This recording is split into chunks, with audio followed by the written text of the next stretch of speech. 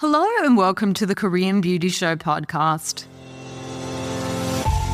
I'm your host, Lauren Lee, lawyer turned entrepreneur and founder of Korean skincare brand Jellyco. If you want to keep up to date with all the latest Korean beauty trends and perfect your own routine in the process, then you're in the right place. On this show, I translate all the latest industry news to let you know what's going on in the industry in Korea and globally. On today's episode, we are rounding up the most popular Korean beauty products of 2024, from the biggest trends to the ingredients, skincare products, and more. So just a little heads up, I'm not going to have time to cover all of the makeup trends in today's episode, so I'm going to do a dedicated Korean makeup special on next week's episode. So if that's what you were hoping to hear on this week, stick around until next week and we'll do all of that, because as you will see when we get started, we have an awful lot to get through just with that amount of stuff alone. So I will also let you know that what I have done in my research for this episode is basically go around and check all of the top trending Korean ranking sites, the news headlines and things like that to get a bit of a broader picture of what's going on. There are going to be some differences, I dare say, in what you have noticed trending if you are outside of Korea and what is trending domestically in Korea. So just keep that in mind. If some of these things you're like, I've never even thought about that or seen that, it may just be that it was one of the things that was trending domestically in Korea. So let us dive in and take a look at the biggest trends this year.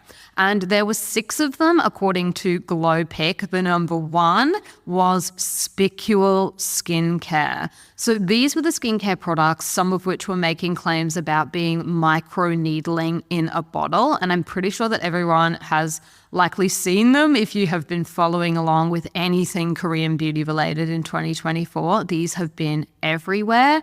We did an episode a little while back covering the crackdown that the MFDS actually did about some of the problematic claims that were being made about some of these products. But there is no doubt that this was an absolutely massive trend this year. Now, the second one was clean beauty. And clean beauty is just going from strength to strength within Korea. This trend is not new at all, but it is one of those ones that is just gaining more attention, more notoriety, and the more brands are trying to sort of tap into. So if you are shopping for Korean beauty products in Korea itself, you will definitely have noticed that clean beauty is a target keyword for a lot of brands, and that there are these clean beauty sections of many stores as well. Number 3 on the list was toner pad products. Again, another category of product that has been really popular domestically in Korea, but I feel like this year we really got to see this trend go global. And, there were so many different variations of product that hit the market with lots of different types of ingredients and materials being used. So this is undoubtedly one of the biggest trends of the year. Number 4 was hydrating essences. And number 5 was anti-aging essences. So let us break those down in a little bit more detail later on in the show. Number 6 was pore creams. So this category of product that is designed to improve the look and appearance of your pores. So we're going to go through all of these. We're going to take a look at some of the individual products and brands and even lines of skincare that were the most trending.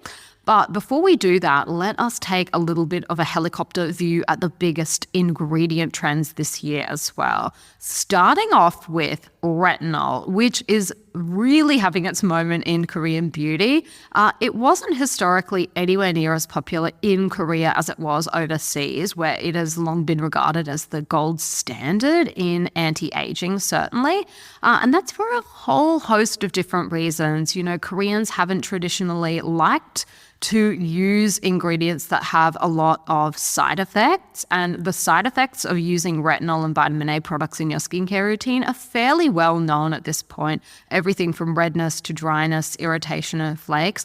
But Korean Beauty has managed to put out a lot of different products to market that take away a lot of these concerns for users. So that was one of the biggest trends this year. The other one was Glutathione. And this is, again, one of these trends that just seemingly was everywhere in everything from 먹는 화장품, which is the edible skincare, and supplements, all the way through to skincare products themselves. There are even intravenous drips that you can do as well with glutathione as the main component. This is an antioxidant that occurs naturally in the skin, and it functions to help defend our skin basically against visible signs of environmental damage.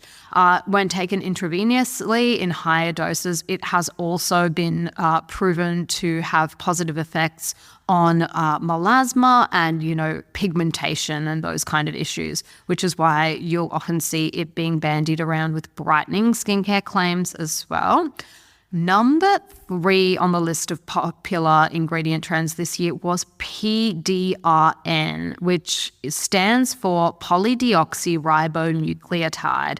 And this is basically a proprietary and registered drug, actually, that has lots of different activities, tissue repairing, anti-inflammatory, but these are all obviously therapeutic uses that are used in regenerative medicine. So when it comes to the products in our skin, the ingredients in our skincare products, obviously we are not going to be seeing any of those kind of benefits. Certainly not with topical skincare. If you are having the ingredient injected into your skin, as has also become really popular, that's a little bit of a different story. But this is the one that you might have seen being called salmon DNA or salmon sperm.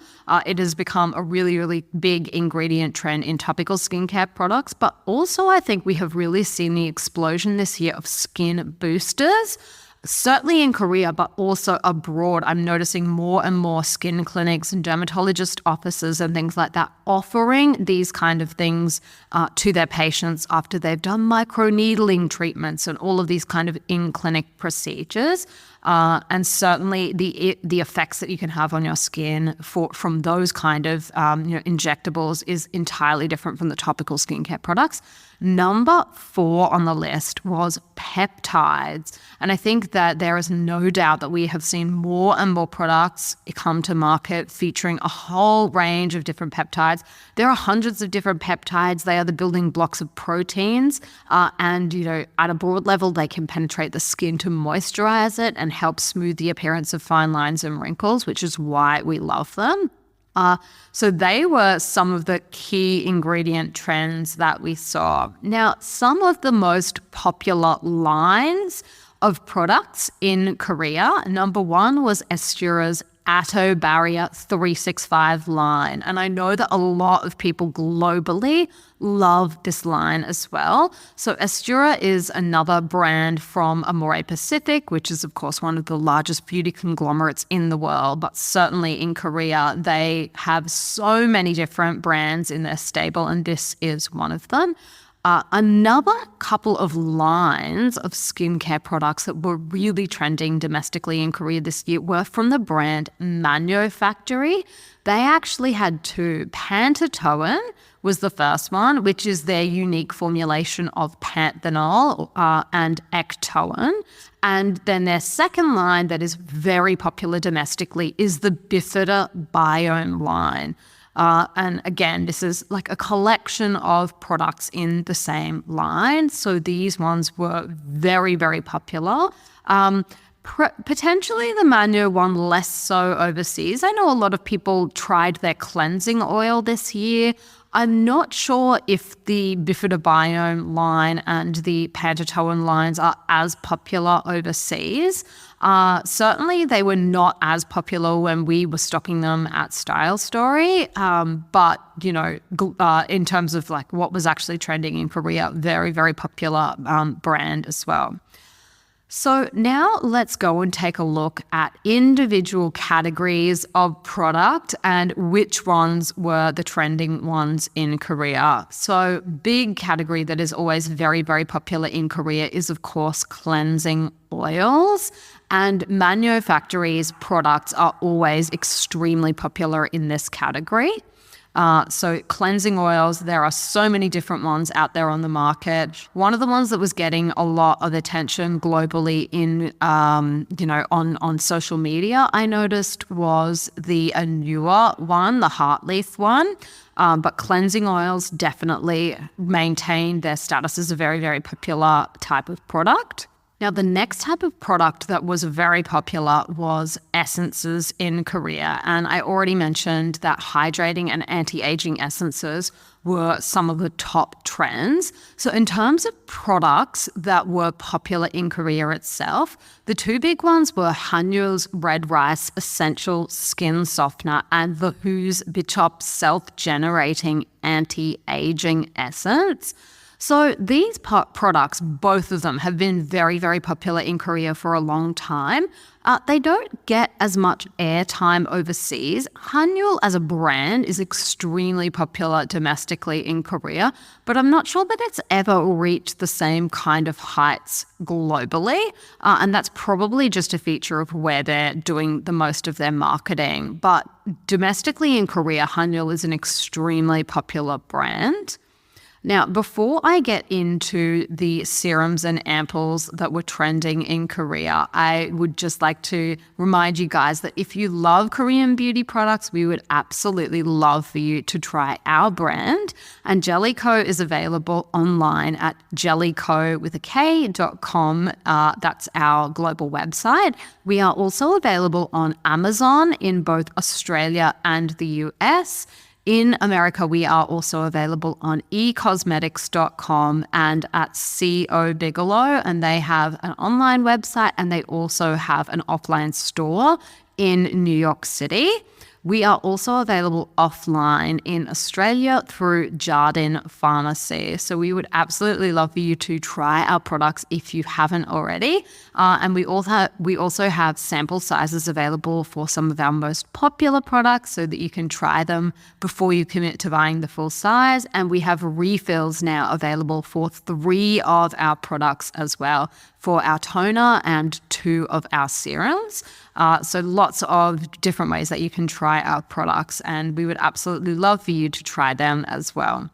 Now, let us take a look at the top trending serums and ampoules in Korea. Now, I mentioned already how popular Manufactory is, and again, another one of their products was on the list of the top serums. It was their Manyo Bifida Biome Complex Ampoule. This line has received so much love for years now, and I think it just taps into a lot of the things that Koreans are really wanting to achieve with their skincare, particularly around maintaining the skin's microbiome and balance.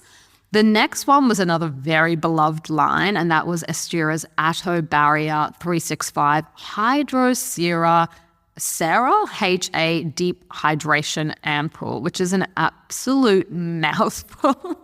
But this is again from their very, very popular Atto Barrier 365 line. So a really nice line to use if you do suffer from skin sensitivities and irritation. It's a very popular line for that kind of thing. The third one on the list surprised me maybe just a little bit because I'm not sure how well loved it is by global audiences, and that is Innisfree's Retinol Cicatraces Ampoule. Again, this product has been released a few years ago, and I've seen mixed reviews from customers and people online for this one overseas, but this in Korea itself is a very, very popular product. Comes in a little white jar with green writing on the side, so that one this year was one of the favorites. The other one was Dermatherm's Soothing Repair Toning Serum, another product that I think a lot of our listeners maybe won't have heard of because I think it probably was more trending domestically than globally, but that was the list of products. Now, in terms of toners, a very, very popular category in Korea, Welaju, their Hyaluronic 100 toner. So Welaju is written as well age in English.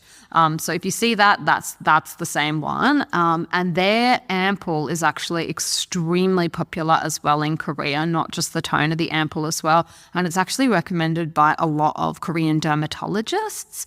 I personally don't love the product. I didn't find it anywhere near enough hydration for my skin personally, but I think that if you have maybe an oilier or combination skin type, it might be a benefit. For me, it just felt like putting water on my face, and it didn't even get close to the amount of hydration that I need. But I do have very, very sensitive skin. I have rosacea. I have a whole lot of stuff that my skin really just needs to be pumped full of hydration. So for me personally, not enough. But the toner version of that was one of the best sellers in Korea this year. Another one that I know is also popular globally is Tony Moly's Wonder Ceramide Mochi Toner. So that one is a nice cheap and cheerful product in the hydrating toner style category. So if you haven't already tried that already, that probably will be quite easy to get your hands on overseas as well. And the last one in the popular list domestically was Manyo's Pantone Essence Toner. So again, that same line that we were talking about that has been really trending for them, which is their proprietary combination of panthenol and ectoin, which are two ingredients that I personally love and that we have been formulating with at Jellico. Ectoin we just introduced this year into our sleeping mask actually, but panthenol is in a lot of our products. So a wonderful combination there from Manyo Factory. Now, toner pads, honestly, I feel like we would be here all day if we were going to run through all of the different toner pad products that were trending and popular. So many different ones overseas. But the one that I found mentioned on Glowpick as the #1 product of the year was actually Skin Food's Potato Madecassoside Soothing Pad. So I know that Skin Food has had a range of different pad style products that have performed really well domestically in Korea, which is great for them. But this one was apparently the big one. So one to put on your list to try if you haven't tried it already and you enjoy this style of product. Now, for lotions, lotion is a little bit of a funny category, I feel. I think outside of Asia, I'm not sure how many people incorporate lotion into their skincare routine. Traditionally, historically, lotion has been more one of these like more watery style moisturizers, I would say, but it is a very, very popular category and continues to, be popular in Korea as like an additional hydrating layer. Korean beauty is all about lots of little layers of hydration and soothing the skin and locking everything in, and lotion fits perfectly into that. So the product that was receiving all the attention this year was On Gradient's Skin Barrier Calming Lotion, the one that comes in like a pale yellow bottle. That one was the one that I just could not stop seeing everywhere. The other ones that were popular was the Estura Atto Barrier 365 lotion. Again, I feel like this is coming up in a lot of different categories, which just goes to show you how popular this line actually is. Now, the other one was an old favorite brand of mine, Cynic. They're the Simple Daily Lotion. They were a massive hit back in the day. They had this honey all-in-one ampoule that was literally beloved by pretty much everyone in the Asian beauty community back in the day. And then they discontinued it. They had a whole line. It was like the best product ever. I'm actually still sad about it. If I even think about it, I'm like, that product was just a massive win. It was in this huge jar. It was such a good product. I always have a soft spot for Cynic ever since then. So their Simple Daily Lotion was another really popular one. Now, I'm going to go through the creams that were the most trending, the moisturizers in Korea. But before we do that, just a reminder that you can support the show by following us on social media. We are now on TikTok. We are on YouTube, and we are also on Instagram. And we're actually posting a lot of different content on those channels, including product reviews and things like that aren't actually on the main show. So follow along if you are wanting to see anything like that. We would love to have you there. And there are also links to the various different channels in our show notes. So go and check those out. The show notes are something that I go away and write and publish. search on the website on Style Stories. Style Story is still hosting the Korean beauty show, so you'll find them on the stylestory.com.au website, or you can find them at thekoreanbeautyshow.com. And basically I include links to all of the products that we talk about, as well as lots of other different stuff. So go and check out the show notes if you were not aware that we have them. We definitely do. They take up a lot of my time to write them, so I'm always really grateful when people actually go and check them out. But yeah, if you're looking for any of the products that we discuss on the show, they are all there with links to them, so that you don't need to kind of sit there and write anything down or, put it in your phone or anything. I've done all the hard work for you, so go and check those out. Now, on to the moisturizers that were the most popular in Korea. Number one is and this is not in any particular order, so don't get too stressed about this, Goodle's Green Tangerine Cream. Now, this product, this brand, and this line has just got enduring popularity. Koreans absolutely love the Green Tangerine line. I feel like it gets mixed reviews overseas, and that is probably to do with a couple of different factors, the fragrance being one of them. For me personally, I just cannot go anywhere near this line. Just the combination of different ingredients is just like a massive trigger for my rosacea. So this is not a line that I personally have been able to use, but in Korea itself, so popular. The next one is Solwasu's Concentrated Ginseng Renewing Cream, which is like the newer version of their ginseng cream. This is a beloved line in Korea. It is a beloved brand. It is the kind of brand that you get if you're trying to be a bit bougie, that you get if you are trying to spoil someone and give them like a beautiful gift or a present. But it is, a higher price point, more upmarket, a luxury beauty brand. So that's what you would expect from them.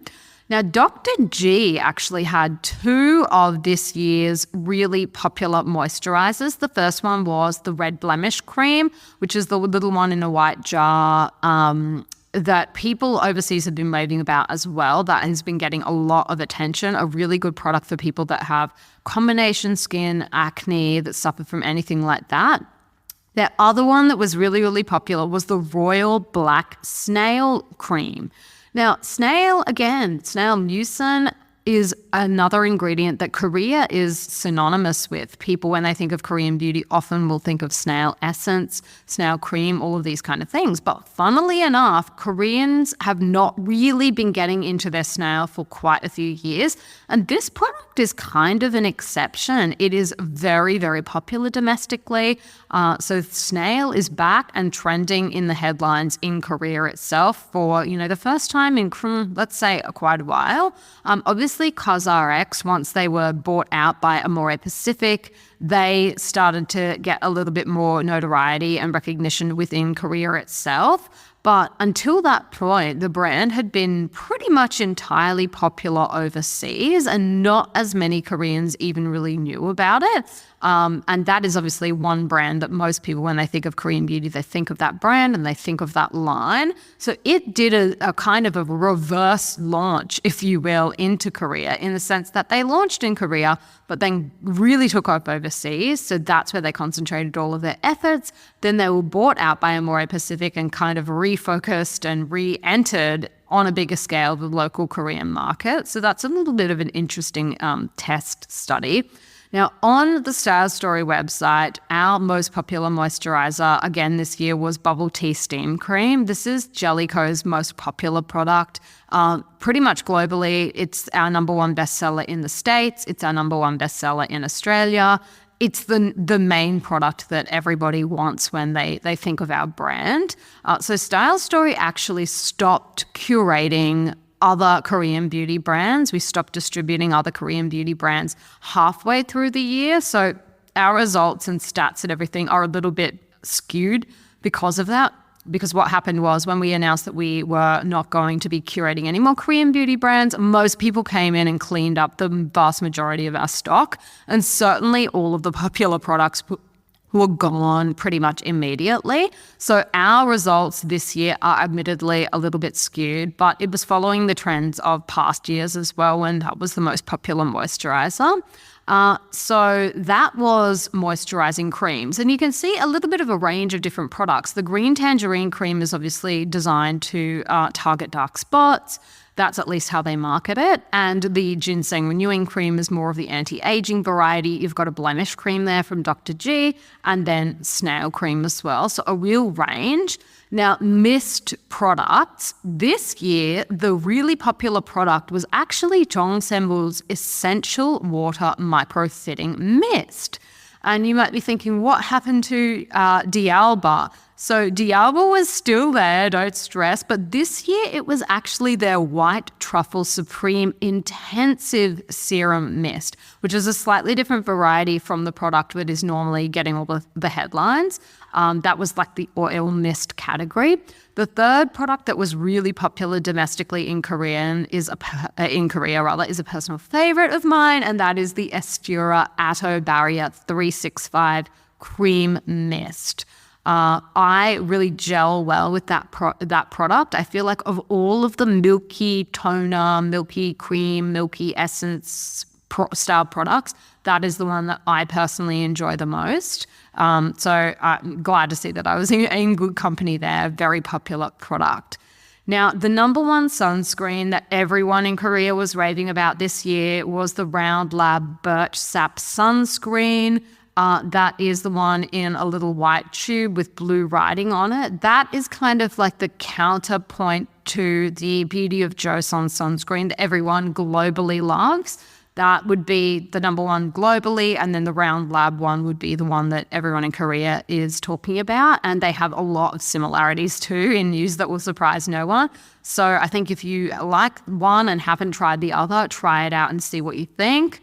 So that was the sunscreens. Obviously, there are so many different types of sunscreens and products that were trending, but that was the number one. So let's just stick with that. Now, for eye creams, 2 products, and I'm not sure how many people will have heard of them. The first one is the AHC Pro Shot Collajuvenation Lift Full Capsule Infused Eye Cream for Face, 30 mils.